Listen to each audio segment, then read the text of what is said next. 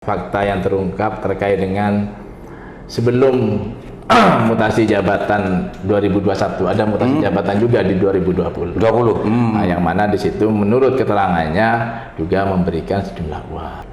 Mantan Bupati Raratin yang tidak mengiyakan atas kesaksian dari 3 orang yang dihadirkan kemarin. Ya, betul. Nah, dalam konteks ini beliau mengatakan lupa atau memang memastikan tidak? Memastikan tidak. Tidak. Bukan lupa. Kalau Bukan lupa lupa kan beda, Pak. Iya, iya betul. Dengan tidak. Kalau tidak, dia misalkan bilang apakah saudara pernah menerima sejumlah uang? Kalau dia lupa ya lupa. Tapi kalau dia bilang tidak, ya berarti tidak.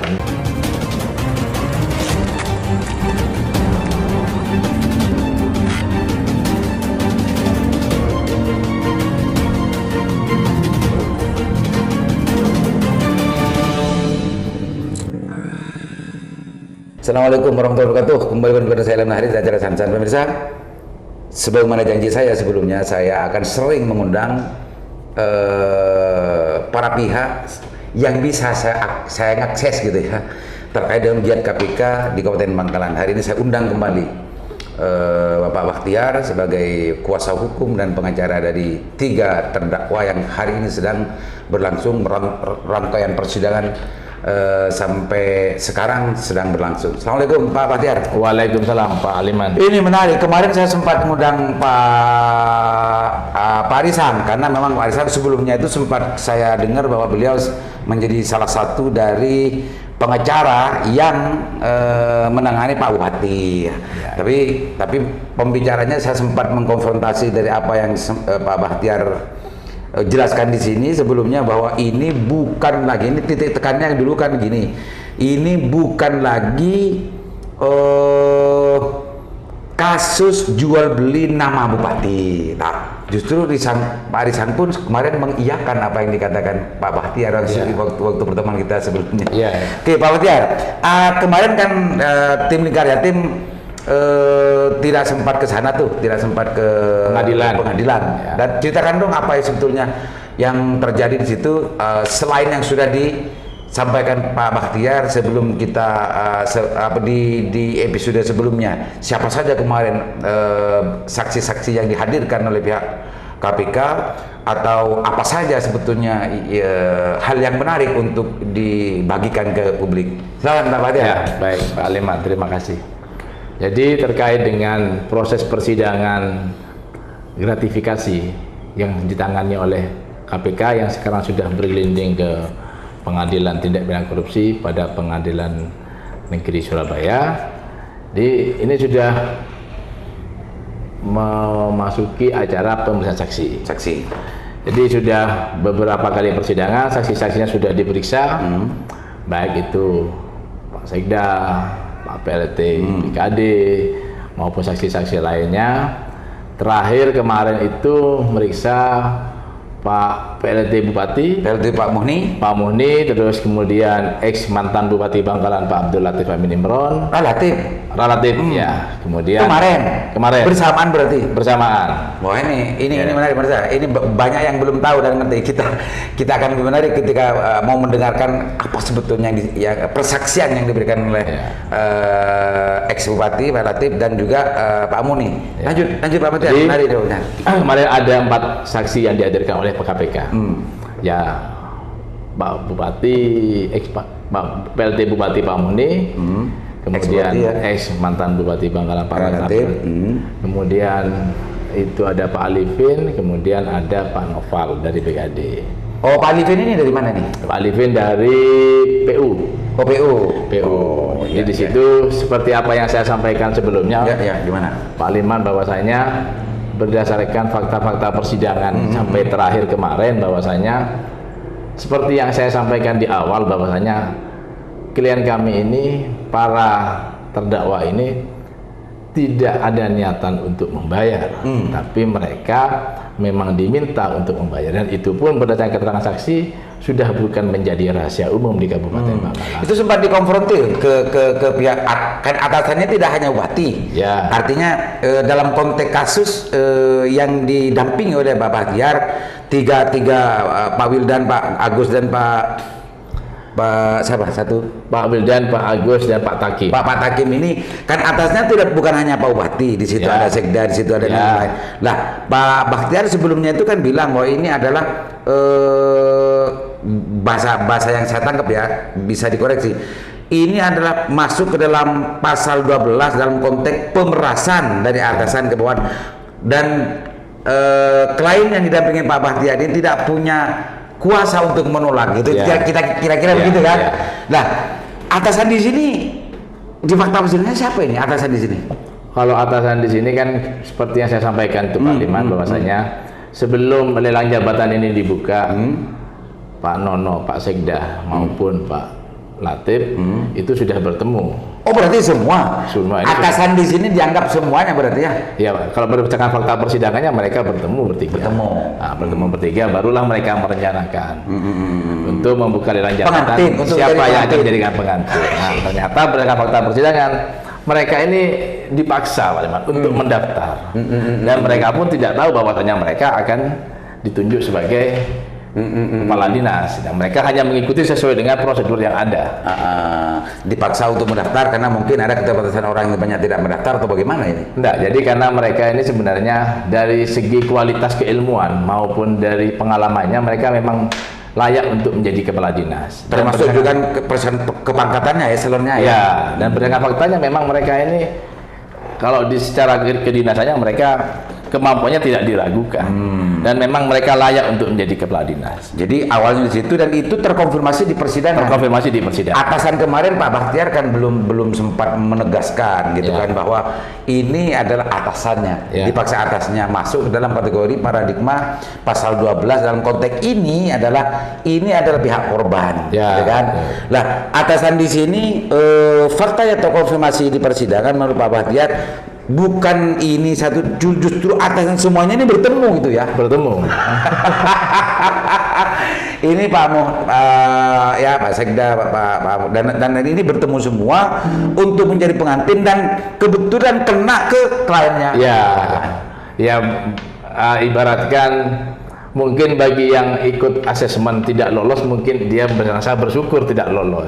Tapi yang kasihan bagaimana dengan mereka yang betul-betul memiliki kualitas bagus, dimintai sesuatu akhirnya menjadi tersangka dalam perkara ini atau terdakwa gitu. Ini bisa catat ini yang bicara ini adalah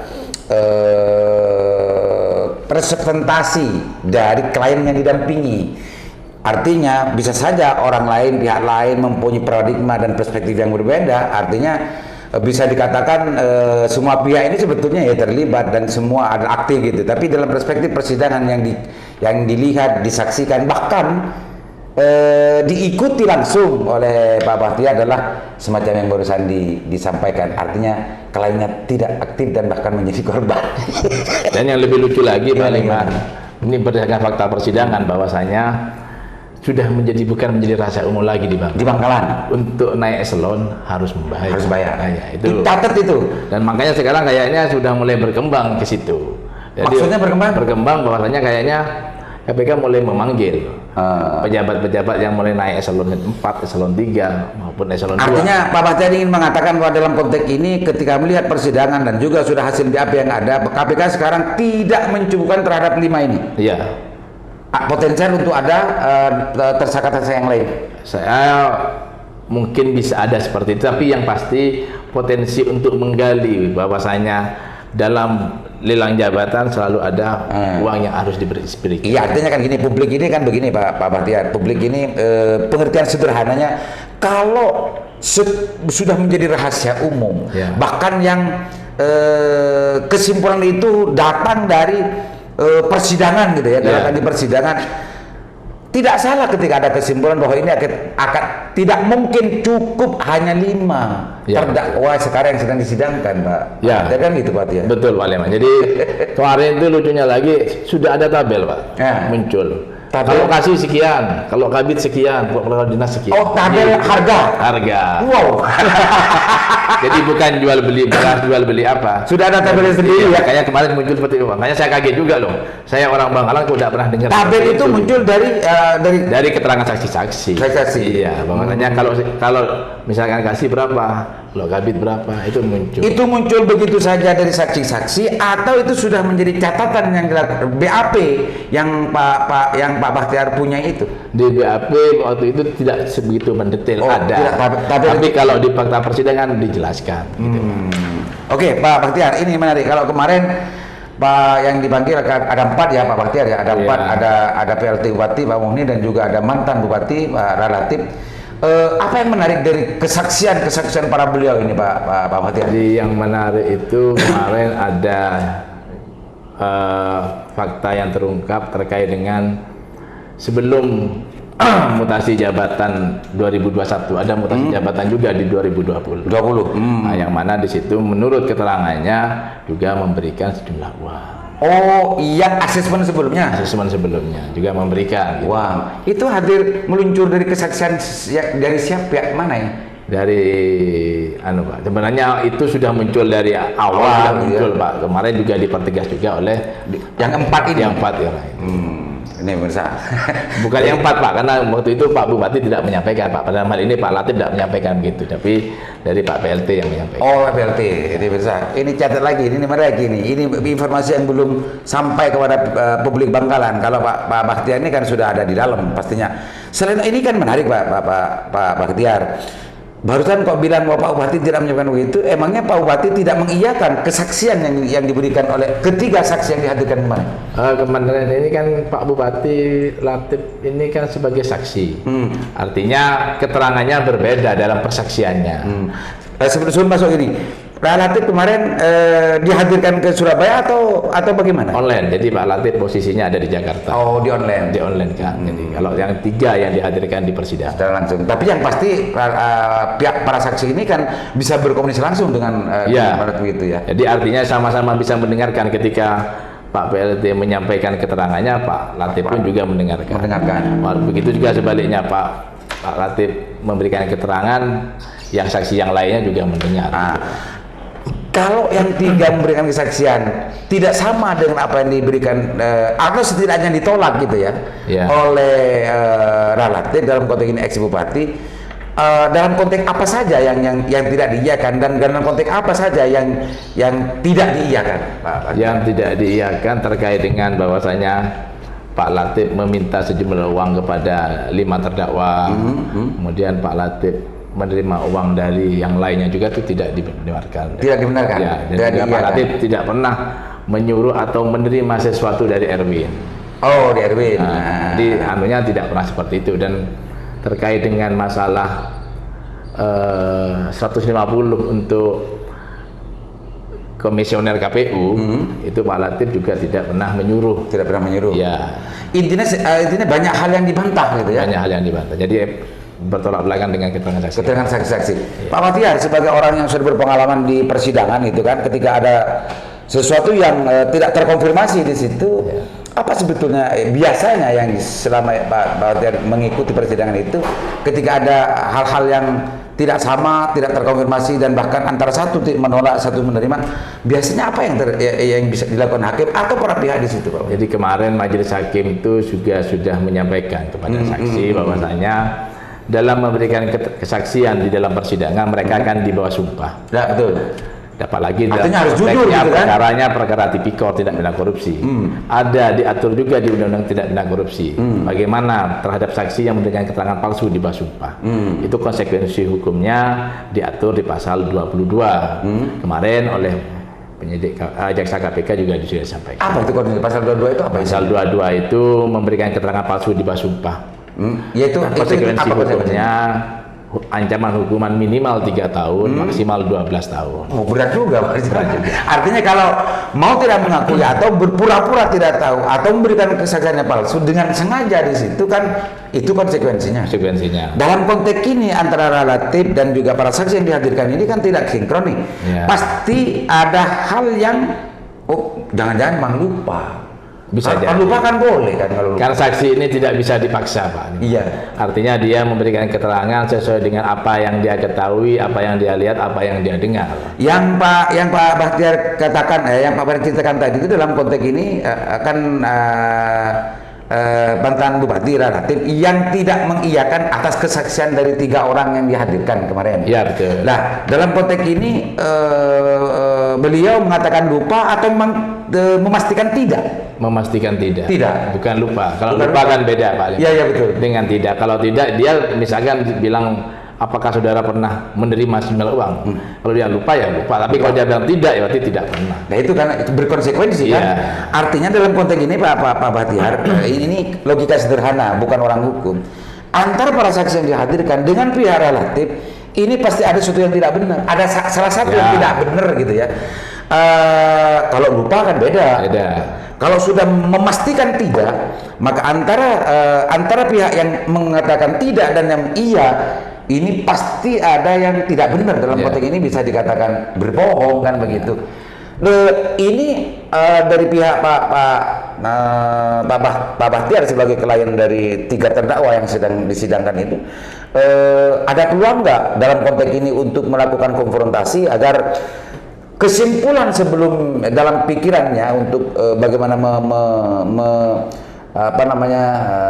membantu untuk meringankan konsekuensi hukum kepada 3 terdakwanya itu, apa yang ditangkap dari Pak Bahtiar itu? Jadi begini Pak, jadi awalnya kami sudah menyiapkan untuk saksi yang meringankan dalam menghadapi persidangan ini. Namun dengan berjalannya waktu, saksi-saksi sudah diperiksa semua, ternyata dari keterangan para saksi ini justru meringankan klien kami. Kenapa? Karena di sini klien kami terbukti rencana untuk meminta sesuatu kepada yang lolos seleksi seleksi lelang jabatan asesmen. Itu sudah muncul dari awal sebelum mereka mengetahui. Jadi mereka pada saat tes itu memang murni mereka ini nilainya bagus-bagus, bukan karena ada intervensi atau karena ada titipan dari seseorang, bukan karena uang dan janji gitu bukan ya? Tidak pernah ada di dalam fakta persidangan bahwa klien kami ini memberikan suatu janji ketika misalkan saya lolos saya akan berikan satu, tidak pernah ada. Tidak, ya? Itu. Nah, enggak, maksudnya gini Pak Bahtiar, dalam konteks ini pengalaman Pak Bahtiar kan tidak hanya persidangan ini kan, sudah pengacara senior. Ketika melihat, menyaksikan dan mengikuti perkembangan, mengikuti persidangan yang model semacam ini, ada ada kontradiksi antara pengakuan di situ, gaya dan cara dari hakim atau para pihak yang di situ kan pasti berbeda tuh. Konteks seumpama ex bupati mengatakan tidak dan macamnya, pihak kejaksaan jaksa KPK yang mempunyai kewajiban untuk membuktikan ini kan jaksa KPK. Nah, ketika ditolak semacam itu, apa reaksi dari jaksa KPK? Ya nanti tinggal menunggu pertimbangan putusan hakim biasanya. Enggak, waktu kemarin maksud saya. Oh, kemarin itu majelis hakim menyampaikan kepada jaksa KPK untuk membacakan pasal 22 terkait dengan konsekuensi saksi yang memberikan keterangan palsu di bawah sumpah. Merespon dari apa yang di persaksian diberikan oleh relatif. Iya, begitu. Ini respon dari hakim. Ya. Bukan jaksa KPK yang merespon itu ya. Jaksa KPK maupun hakim sama-sama merespon. Sama respon. Iya. Kalau kami kan pada prinsipnya menanyakan sebatas sampai di mana pengetahuan daripada saksi ini. Saya tanya lagi, Pak Bahtiar. Ketika ada respon semacam itu dari pihak jaksa dan juga pihak hakim, kan menurut pikiran orang awam seperti saya gitu ya, sudah muncul 50% ketidakpercayaan terhadap kesaksian diberikan. Sampai memberikan pasal yang apa itu akibat dan begitu kan, kalau tidak mempunyai itu kan tidak akan muncul itu. Itu pikiran saya. Sama nggak dengan pikirannya Pak Bahtiar, pikiran saya ini dan juga pikiran semua orang nanti yang menyaksikan ini, ketika respon hakim dan respon pihak terkait sesuatu yang hal semacam itu sampai membacakan pasal yang konsekuensi macamnya itu, biasanya gimana setelah nanti akhir dari putusannya? Nanti tinggal dilihat aja bagaimana tindak lanjut daripada jaksa KPK kan pastinya dilimpahkan kepada penyidik KPK. Apakah akan menindaklanjuti terkait dengan misalkan muncul di dalam putusan hakim akan ditindaklanjuti atau tidak. Namun biasanya sepengetahuan saya kalau KPK ini pasti ditindaklanjuti. Saya justru Pak Bahtiar, terlepas apa itu tidak tahu atau lupa atau memang langsung tidak kesaksian dari relatif, karena sampai detik ini santer informasi dari mulut ke mulut, dari warung ke warung, memang relatif ini tidak banyak menerima duit sampai hari ini. Bahkan setelah kemarin saya konfirmasi dalam konteks ini kepada Pak Risan ya, Pak Risan jawabnya begini, di Bangkalan ini banyak bupati, Pak Diman. Ada bupati ini, banyak bupati. Gitu itu apa namanya? Jangan-jangan loh, saya ini. Jangan-jangan betul-betul nggak nerima atau tidak menyuruh, tapi atas nama gitu loh. Jangan-jangan gitu. Ya, masalahnya ya mungkin apa yang disampaikan oleh Pak Risan, banyak bupati kan, bupatinya misalkan ada bupati Bangkalan, ada bupati siapa, misalkan karena rumahnya misalkan di Socah, bupati Socah, jadi banyak bupati-bupati. Rumahnya pasti Pak Limannya di Pendopo kan hanya satu. Oh iya. Maksudnya memang ya ini kan sebetulnya guyonnya Pak Risan. Iya. Pak Risan. Di sana ini ada bupati, seolah-olah gayanya seperti bupati kan. Bupati ini tetap relatif. Gitu ya. Nanti kan tinggal pembuktian tuh Pak Liman. Gitu ya. Saya tidak mau mengandai-andai bicara orang. Saksi ini memberikan keterangannya sesuai dengan apa yang dia ketahui gitu aja. Kalau versi saya, yang pasti di dalam persidangan kita mencoba membuktikan bahwasanya apakah terdakwa ini bersalah sesuai dengan surat dakwaan jaksa penuntut umum atau tidak. Gitu itu aja kalau fokus kami. Jadi tidak melebar daripada konteks perkara ini. Gitu. Saya itu justru begini, ini kan pikiran orang yang tidak pernah ikut berperkara dan tidak pernah beracara, hanya sekedar ya diskusi di luar begitu. Ketika mendengar informasi dari Pak Bahtiar, saya melihat ini justru memberatkan terhadap kliennya Pak Bahtiar. Kesaksian yang diberikan Pak Bupati ini memberatkan menurut saya gitu ya. Oh tidak ngaku.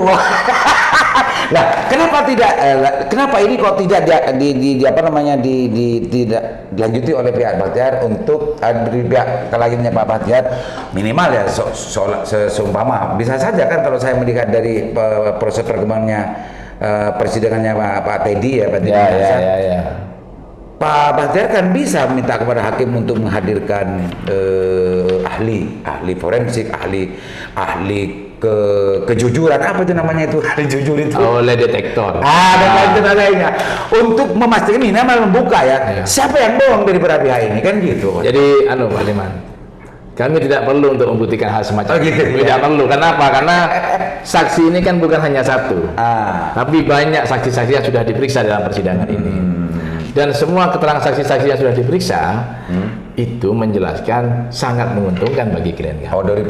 Jadi kalau masalah saksi hanya satu saksi tapi yang lainnya tidak sama kan sudah Pak Liman bisa simpulkan bagaimana fakta persidangan ini. Bukan karena tidak mau capek-capek ya enggak? Bukan.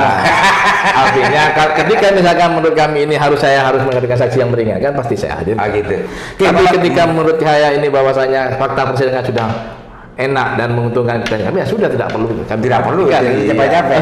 Pak Bahtiar, selain dari kesaksian Pak Bupati dan juga Pak PLT gitu ya, juga dua saksi yang dihadirkan kemarin, apalagi suatu di materi kesaksian yang menarik menurut Pak Bahtiar? Di situ muncul adanya uang 1 miliar. Uang 1 miliar itu memang sebelumnya sudah ada di BAP atau gimana? Ada di BAP. Sudah ada di BAP. Apa itu Pak Bahtiar? Uang dari BAP yang katanya itu permintaan Pak Bupati kemudian disetorkan kepada menurut di fakta persidangan yang sekarang lagi rame di medsos itu ke Pak Ketua. Oh artinya Cuman sayangnya Pak Ketua tidak ada di dalam BAP, tidak ada kesaksian perkara ini. Kenapa? Karena perkara konteksnya fokusnya kepada gratifikasi untuk 5 orang. 5 orang itu. Tidak tahu lagi kalau yang menginjak kepada yang berikutnya mungkin bisa aja ada. Artinya cerita ini dan kesaksian ini meskipun tidak kompatibel dengan pokok perkara yang sekarang sedang disidangkan, bisa saja ini terkait dengan urusan pokok perkara yang lain yang memang menjadi rangkaian cerita dari semua ini. Jadi sebenarnya rangkaian ceritanya masih putus nih Pak Liman. Karena uang yang di sini diterima apakah betul diterima atau tidak? Kalau diterima diperuntukkan untuk apa? Masih belum nih. Makanya di situ nanti yang menarik untuk episode selanjutnya. Saya kira gini Pak Bahtiar, sebelum Pak Bahtiar datang ke sini Yang saya tahu itu Pak mantan Bupati relatif itu belum menjadi saksi, ternyata sudah menjadi saksi kemarin. Ya. Artinya persidangan untuk kelima terdakwa ini bisa dianggap sudah ke ujung, sudah ada di ujung ini ya. Untuk saksi sudah selesai. Sudah selesai ya. Tinggal saksi saling menyaksikan nanti para terdakwa. Nah, itu terakhir nanti Pak. Terakhir dan baru itu ada kesimpulan atau ada Terus setelah eksepsi? itu tuntutan. Tuntutan. Ya, karena kami Tuntutan. tidak mengajukan saksi yang meringankan. Berarti lebih cepat juga ya. Lebih cepat karena kan memang perkaranya cepat nih Pak, karena Betul. penahanannya tidak bisa diperpanjang. Ya. Oke, Pak Rizal, kalau nggak ada yang menarik lagi atau kalau masih ada yang menarik lagi, kita bahas terus. Oke. Apa yang menarik lagi? Apa yang menarik lagi dari ini? Jadi yang menarik itu lagi di sini Pak Liman, bahwasanya di dalam mutasi, setiap mutasi yang dilakukan di situ selain ada kewajiban untuk membayar di situ juga ada kewajiban untuk membayar seremonialnya, sumbangan seremonial, artinya untuk pelantikannya, karena di situ tidak ada resepsinya itu katanya menurut fakta persidangan tidak dianggarkan, sehingga meminta kepada pihak-pihak yang akan dilantik. Tidak dianggarkan. Saya kurang tahu, tapi menurut fakta persidangannya tidak dianggarkan. Tapi itu kan kerjaan negara ya Pak Bahtiar ya. Ini menarik, Iya. Setiap pekerjaan negara, apa itu resmi, apalagi sesuatu hal yang resmi, biasanya money follow function ya. Dalam ketika bicara masalah tentang anggaran ya, money follow function. Uang itu, anggaran itu mengikuti fungsi dari kegiatan dan program. Lah, kalau ini dibebankan kepada pengantin ya, kan sepaket ini all in ya. Kasihan sebenarnya gitu Pak. Belum apa-apa sudah dimintai dulu. Besarannya sempat muncul Pak. berapa besaran untuk resepsi?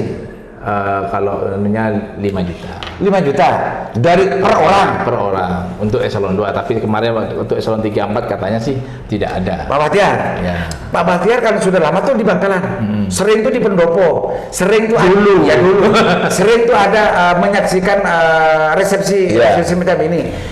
Kalau model semacam itu dilakukan sejak dulu, model semacam itu, kalau eselon 2 5 juta, yang dilantik dan dimutasi hari itu ada 100 kali 5 juta berapa tuh Pak? Iya 50 dong Pak. Nah, iya kan? Iya. Ya saya kurang tahu bagaimana teknis pengelolaannya. Tapi ini kan muncul di persidangan. Ini kan menarik. Ya. Artinya begini, Pak Bahtiar, saya dulu pernah belajar tentang masalah anggaran sebetulnya. Ini bisa double counting. Ini bukan double counting ya. Memang ini cara untuk bagaimana mendapatkan keuntungan, karena ini akan dibebankan ke anggaran negara. Ini kan acara resmi. Ya, kalau acara resmi masuk dalam administrasi negara, masa tidak ada anggaran untuk dihabiskan? Kan bisa saja itu. Mohon maaf. Ini urusan saya mendapatkan informasi dulu. Bisa saja meskipun belum dianggarkan, tapi penganggaran itu ditarik tanggalnya Pak. Oh gitu. Bisa ada begitu. Saya pernah dengar itu. Saya tidak tahu ya Pak. Artinya untuk kedepannya untuk musim pembahasan APBD justru itu bisa dimasukkan, kemarin melakukan ini dan tanggalnya bisa ditarik, atau sebaliknya bisa juga begitu. Coba bayangkan kalau sampai tidak hanya 100 bisa 100 lebih kan, kalau dengan eselon 2 3 kalau itu semuanya dibebankan untuk itu, dibebankan untuk mereka para pengantin yang ingin dilantik. Ini menarik. Pak Bahtiar, ketika mendengar masalah ini, apa yang sebetulnya muncul pertama kali di dalam benak dan pikirannya Pak Bahtiar sebagai yang pastinya saya tanyakan, ada ndak aturan yang mengatur bahwasanya untuk pelantikan, beban pelantikannya dibebankan kepada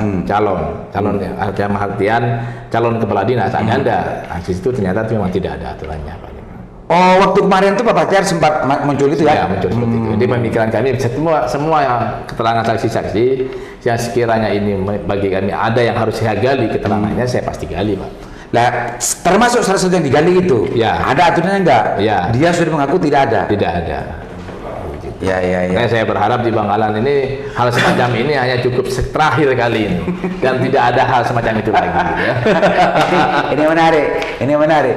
Makanya ya, kalau menjadi dalam konstruksi pikiran dan kalau kita kesimpulan secara sederhana apa yang disampaikan dan diceritakan oleh Pak Bahtiar ini, untuk menjadi kepala dinas, untuk menjadi staf dan untuk menempati salah satu posisi gitu ya, all in bayaran tempat jabatannya dan biaya acaranya, all in. Dan, jadi kalau nerima gaji les Roma aja. Jadi kalau harga jabatannya 10 juta ditambah 100 juta ditambah 5 juta biaya resepsi acara pelantikannya. Wah, mantap Bupati ya. Oke, Pak Bahtiar ada lagi, Pak Bahtiar? Mungkin cukup itu aja. Cukup itu ya. Sebelum selesai, Pak Bahtiar silakan apa sebetulnya nanti yang untuk sidang selanjutnya, sidang dalam kerangka apa gitu ya? Kalau saksi Pak katanya Pak Irsang sudah selesai, Pak Bahtiar sudah selesai dan beberapa waktu sidang membutuhkan beberapa sidang lagi untuk sampai ke ujung dari persidangan ini sampai ke sidang putusan. Untuk sampai terakhir ini kan untuk acara selanjutnya ini kan saling menyaksikan para terdakwa. Jadi mungkin keterangan saksi sekaligus keterangan terdakwa. Setelah itu baru tuntutan, setelah itu baru pledoi, pembelaan dari kami. Biasanya replik duplik baru putusan.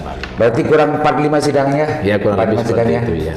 45 sidang yang selanjutnya ini adalah mempertemukan semua para pihak di situ ya, saksi-saksi di situ, dan seluruh saksi akan dihadirkan bersama. Kalau seluruh biasanya terdakwa. Oh gitu ya, terdakwa ya, dihadirkan untuk saling menyaksikan satu dan lainnya. Oke, kalau hanya itu saja nanti pemirsa, saya janji lagi kalau beliau nanti ada waktu dan berkenan untuk saling membagi cerita terkait dengan perkembangan dari persidangan, baik apa namanya yang sedang sekarang disidangkan atau hal-hal lain yang memungkinkan untuk terjadi gitu ya, kita akan terus melakukan sandrasan dengan Pak Bahtiar. Tapi sebelumnya Pak Bahtiar silakan closing statement-nya terkait dengan ini, Pak Bahtiar. Baik, terkait dengan adanya permasalahan ini, saya berharap ini menjadi suatu pembelajaran bagi kita semua. Masalahnya untuk memperoleh suatu apa yang kita inginkan atau suatu jabatan, kita jangan sampai menghalalkan segala macam cara. Ketika ada orang yang meminta sesuatu, kalau kita meyakini itu salah, saya berharap itu jangan dilakukan. Mungkin itu saja dari saya. Oke, makasih. Apa yang disampaikan Pak Bahtiar ini sebetulnya kalau kita sedikit lumuri dengan unsur-unsur spiritual. Kalau sudah dianggap salah, jangan paksa, karena kalau salah dipaksakan pasti akan berakibat keresahan dan kegelisahan, tidak bahagia dan ketenangan yang didapatkan. Kalau sudah jelas salah tapi dipaksakan, meskipun dilihat dari orang lain, dilihat dari luar adalah seolah-olah bahagia dan tenang, tapi yang menjalani biasanya akan merasakan keresahan dan kegelisahan kalau sudah jelas-jelas salah dan dipaksakan. Mohon maaf. Assalamualaikum warahmatullahi wabarakatuh.